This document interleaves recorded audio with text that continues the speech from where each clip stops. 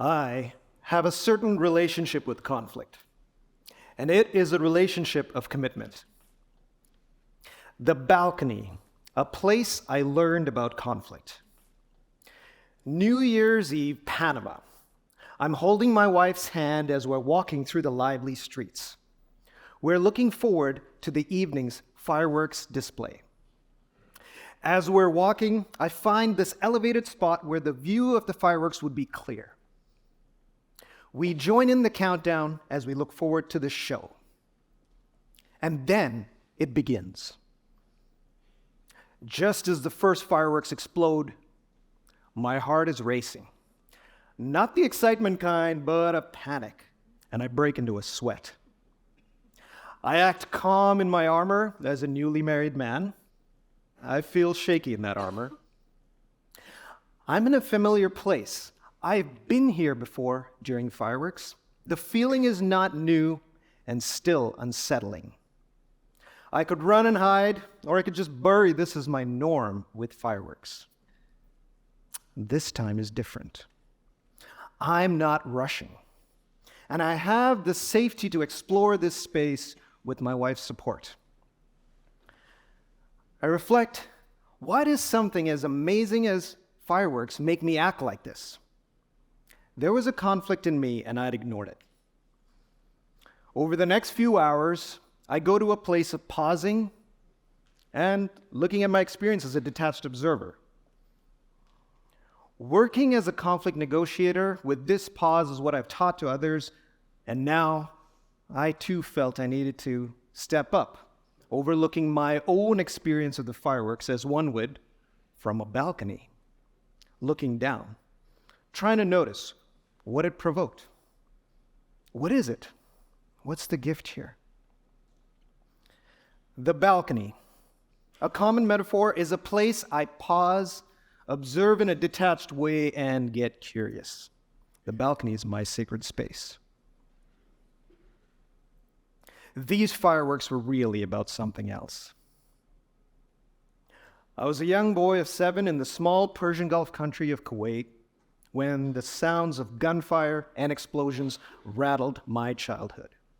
They made me want to run and hide. These fireworks echoed an inner conflict. The balcony gave me perspective. Yeah, in conflicts, some of us run and hide, and others of us are impulsive.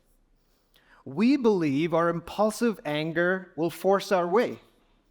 Impulsive reactions may have a place in dangerous situations, but often happen when we're just in a rush.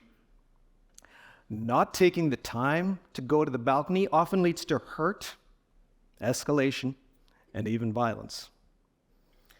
I've noticed not taking the time to step up to the balcony also leads us into a cycle of us versus them. We get it, they don't, and can also convince us that we're the victims.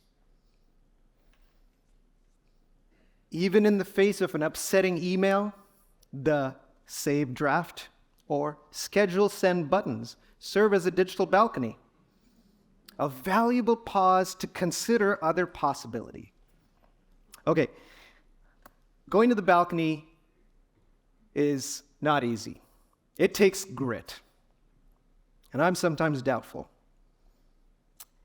We have to wake up in the morning and say, today I'm choosing the balcony. It's like a cold plunge.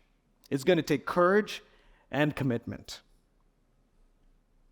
Stepping up to the balcony helps us pause and be curious. With practice, it helps us be more flexible and also grow a spine on what is truly important. When I first immigrated to Canada, I worked at an after-school care. I enjoyed playing with the kids. Around Christmas, the staff decided to host a party with classic items like chicken nuggets, mashed potatoes, and your token carrots. I had the important job of mashing potatoes. I walked into the kitchen and got to work. Mashing away, my coworker Sarah walked in. "Zab, what are you doing?" my hands fully immersed in my potato mashing mission. My grandmother showed me this way. I was doing a good job. You can't use your hands to mash potatoes. Confused, I took my hands out of the bowl. Sarah proceeded to give me a fork, and I completed the task with the new tool, seething with embarrassment. I could stay angry at Sarah. I could point out a mistake she makes, or even make one up. I decided to go to the balcony, to pause and be curious. What did this spark in me? And what's the gift here? The balcony helped me understand nuances in culture.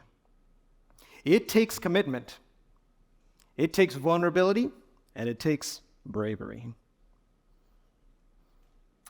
As leaders, there are times when we are dealing with deep-seated conflicts, some with families and others with teams.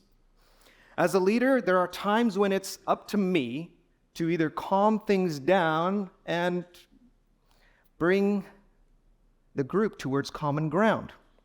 How I do this can vary, but what's foundational is always taking a step back and gaining perspective at the balcony. During my time in East Africa with the United Nations, our team's goal was to bring 2 pastoralist tribes that had been fighting each other for generations to a place where conversation could flourish. Over the course of 3 days, our teams led discussions, digging into the details, made sure everyone had a chance to share. We honed in on what was truly important. Stepping up to the balcony and considering the other, the groups began the conversation. The turning point then happened when the 2 tribes slaughtered a cow and cooked a meal together. A powerful moment in possibility. Guiding them through these steps as someone removed from the situation really got the conversation going. Conflicts do not need to be resolved. They can be transformed into new ways of being. Standing here, as someone who has been through violent conflict as a child, and as one who has worked in conflict zones, it pains me to the core that we are still here. We are still here. I have a fire in my bones. As a child, I ran away from conflict, and as an adult, I rushed towards it, and now I sit with it. Isn't it true how our conversations, our actions, are often under the guise of patriotism and safety? We've been in this cycle for so long. We continue to be enamored by war hero stories. It's time we take charge of our own with wisdom to make a choice.